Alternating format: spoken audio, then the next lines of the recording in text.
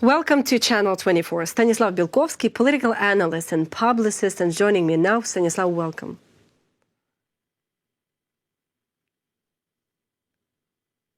Thank you for inviting me. Hello. So Stanislav, let's start with the European sanctions. The 21st EU sanctions package against Russia is already on the way, I would say. One of the new ideas is to ban Russian soldiers who took part in the war against Ukraine from entering the European Union. So, after the front line, I assume they are not going to Venice Biennale or Paris and to see Eiffel Tower. I don't know what's the biggest idea of it. So the packages also targets energy, financial services, crypto, trade, and for the first time, fisheries. And Ursula von der Leyen says that sanctions are working right now. So do you think that the situation is evolving in a right way? And do you think that this a new package politically against Russia is strong? To a certain extent. When we are talking about this ban for direct war participants from entering the European Union, I do not consider this efficient enough, because 99% of such people would never even think of going to European Union, and the people who visit Venetian Biennale or film festival in Cannes have nothing to do with the formal requirements introduced by this new sanction measure, so they would not be prevented from visiting Europe. And the very fact that Europe needs 21st package, 21 packages at the moment, proves to a considerable extent that sanctions as a mechanism are not as efficient as we could expect from them. Because the previous 20 packages haven't been so efficient, haven't been so workable. But at the same time, the cumulative effect of such sanctions for skeptical about the prospects of Russian economy, and in 2022, when this full-scale invasion of Russian forces into Ukraine just launched, I didn't think. I belong to the circle of experts not thinking that the Russian economy would be ruined shortly and rapidly. But at the same time, we evaluated the term necessary for the sanctions to become the really critical factor for Russian economy in 3-4 years. So those 4 years are over. And now Vladimir Putin, of course, is looking the way how to lift at least some of most painful sanctions. For the past year and a half, since Donald Trump has got back to the White House, has been re-elected as American president, Putin pinned his greatest hopes on the pact with Trump and on lifting sanctions through its relationship with Washington. But now we can observe that Washington is not so much interested in playing this role to put stop to the war on the conditions more or less favorable for Kremlin. Because the basic considerations, one of the basic elements of Anchorage agreements of 15th of August, let's remark that we don't know exactly and precisely what happened in Anchorage 10 months ago, because there were no written agreements, no official positions, but basing on different sources, formal, direct and indirect, formal and informal ones, we can comprehend more or less what that dialogue between Putin and Trump in Anchorage had been about. So, but it was based on the presumable military success of Russia, especially during the past winter, 2025-26. And now we don't see such kind of success. We don't see that Russia is winning the war anyway, as Putin promised to Trump 10 months ago at Alaska. That's why I think Washington has rescheduled and replanned, rethought to a certain extent his attitude toward what could be done, and that's why this lifting of sanctions has become more far from Moscow. That's why Moscow is looking for a new type and kind of dialogue with Europe, regardless of what was said about Europe as a weak feeble pseudo force having nothing to do with the real settlement of this war of conflict in Europe. So, and re-emerging such mediators like Roman Abramovich and Gerhard Schröder, German ex-chancellor, which are usually attracted by Vladimir Putin as negotiators and for delicate questions that matters, as quite eloquent, in my opinion. We see them again, like in 2022. That's why if the sanctions are not lifted, the situation in the Russian economy would be very, very complicated, would be becoming rapidly more and more complicated with the passage of time, and by 2027. So Russia is entering the period and stage of isolation. He cannot survive anymore. Of course, there are another 2 years Russia could maintain this war, but taking into consideration that the technological platform of war has changed dramatically, it's no more a war of big, old-fashioned resources, and not a war of big armies, tanks, and artillery. It's a war of artificial intelligence, robots, and drones. So that would lead to the very considerable damage to Russian military and Russian economy. With the passage of time, the understanding of which Vladimir Putin cannot avoid, regardless of what he's telling officially, and how optimism he's trying to cultivate in itself and the inner circle of his formal supporters. Yeah, speaking about this figure, Russian oligarch Roman Abramovich, who recently was in Kyiv and was talking with the Ukrainian President Volodymyr Zelensky, do you think he can be a good mediator, negotiator for Ukraine or more for Russia? I mean, in favor of whom we should consider him? Of course, he's a Putin's representative first and foremost. Roman Abramovich is one of those, just a very, very small number of people who brought Putin to power in 1999-2000. He's very close to Putin. He has a big experience of resolving the very delicate questions, including business plans for a Russian dictator. But at the same time, Roman Abramovich is a very practically thinking person, he's very pragmatically oriented, and he understands that the key interest of his own is to abolish the sanctions against himself, British sanctions and European sanctions. Ukraine and personally Vladimir Zelensky, the president, have helped Roman Abramovich as a negotiator and mediator to avoid American sanctions in 2022, and through Joseph Biden, the then president of the US. But the British sanctions and European sanctions are still here, and Roman Abramovich would do his best to lift them. That's why he's really interested in putting end to this war. But of course, he wouldn't play against Putin.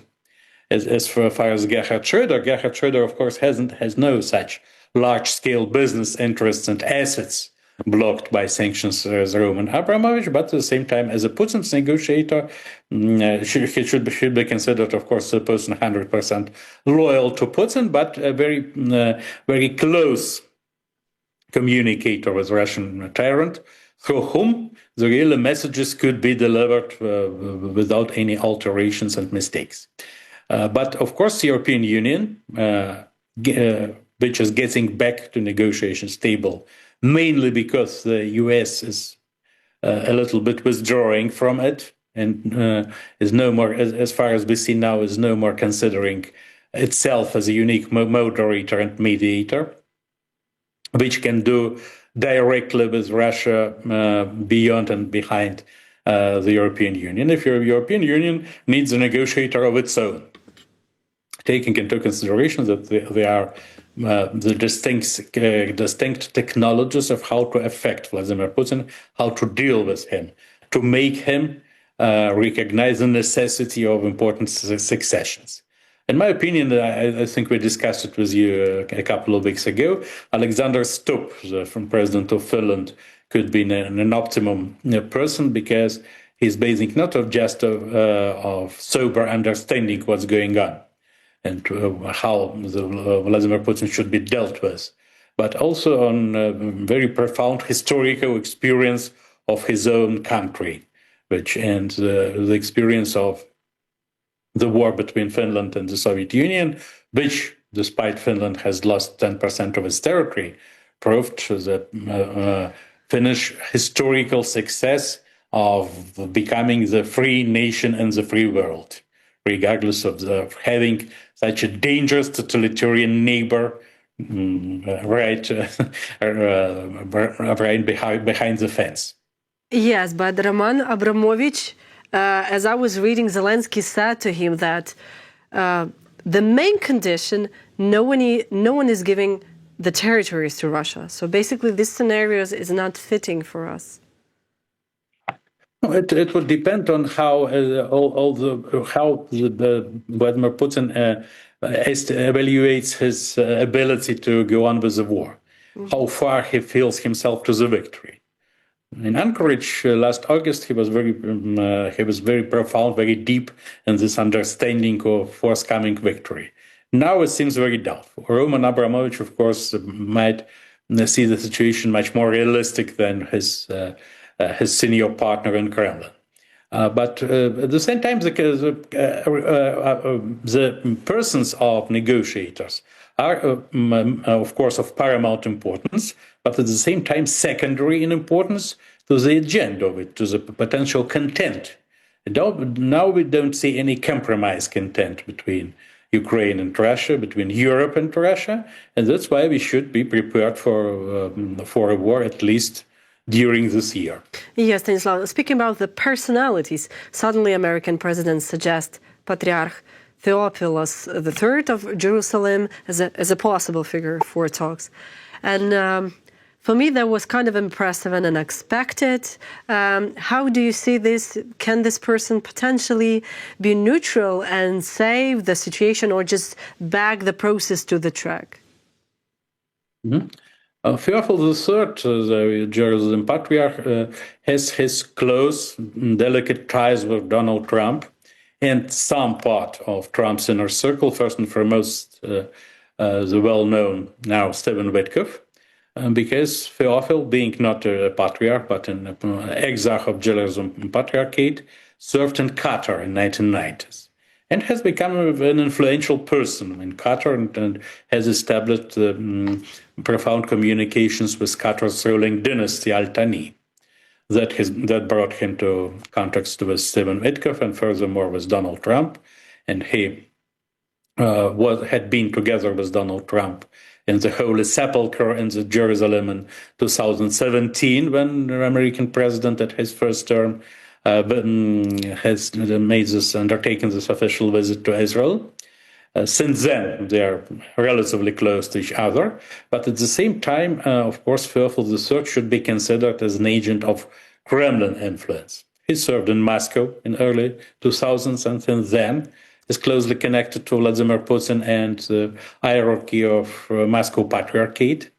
And Theophilus III has become an informal leader of coalition of Orthodox circles opposing to Constantinople Patriarchate and its decision to grant the Ukrainian Orthodox Church as autocephaly. It's the Thomas of early 2019. Theophilus III has summoned the conference in Amman in Jordan in February 2020, counterbalancing the efforts of Constantinople Patriarchate to retain its status as an informal leader of all Orthodox Christians in the world, and so on and so forth. Theophilus III mediated and setting free of Israeli citizen Naama Issachar in 2020 in return for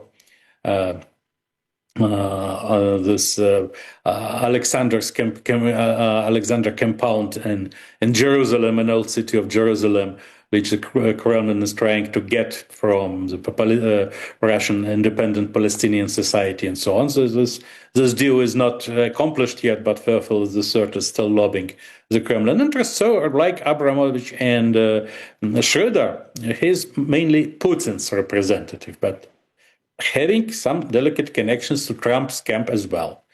How far he could be efficient, I don't know. Getting back to the position that the content is important, what is offered.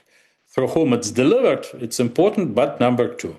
And don't forget the European negotiators, potential European negotiators. Among them, I would underline, emphasize the candidature of the mentioned Alexander Stubb, who is both moderately hawkish, something between hawkish and dovish, and at the same, very realistic in its rhetorics and in such way, as far as I can say, and its understanding of what's going on and how this war could be brought to its final. Stanislav, last but not least, I know we're limited in time, but for the first time, an alert was reported in Russia's Omsk region. This is more than 2,000 kilometers from Ukraine's border. And there was also strikes on Cheboksary, on a plant. It is linked to navigation systems for Russian missiles and drones, and on the Kuybyshev oil refinery in Samara. So can this change anything inside Russian society? Can the Kremlin still sell this, like a normal background of a war? The Russian society is very tired of this war for years. This tiredness has not just emerged right now. Russian elites are very tired and mainly oppose the war, the continuation of it. Since February 2022, it's not a big news. But Russia is a totalitarian country without any mechanisms of intercommunication between the civil society and the power. And all this, the prospects of war are determined and decided just by one person, the dictator Vladimir Putin. Vladimir Putin is very stubborn. He's not going to recognize that he did not evaluate adequately the prospects of this war, because he wanted to finish it in 2 weeks and take Kiev for 3 days, as we remember. His still is not recognizing that the technological basis of the war has changed dramatically and not in favor of Russian Federation, who hasn't such a progress in drones and artificial intelligence, and by definition cannot have any substantial progress in these fields because of its technological and economical isolation from the more free world. And even the Chinese support doesn't rescue Russia in this connection, because China is, to a very considerable extent, moderate in this support without breaking some boundaries. And that's why Putin would go on. He cannot recognize his defeat. He do not recognize his mistakes. It stems very deeply from his psychotype, not just from his role as a politician. That's why it's very difficult to persuade Vladimir Putin to perceive this reality as it is, realistically. And so that's why I'm not very optimistic about the possibility to put stop to this war soon enough. But at the same time, we see that the optimism of Vladimir Putin that first he would have some kind of military victory by the spring. Now we have that already June. The victory has not delivered yet.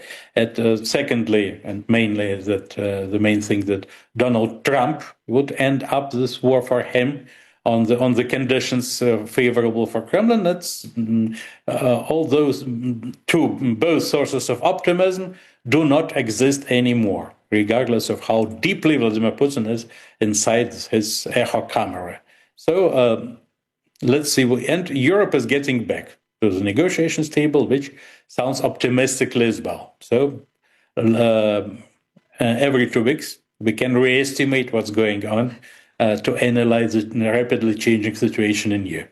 Yeah, absolutely. Well, still we have some positive changes, which is good. Stanislav, thank you so much for your time and insights. Thank you very much. Entirely at your disposal. Bye-bye. Bye.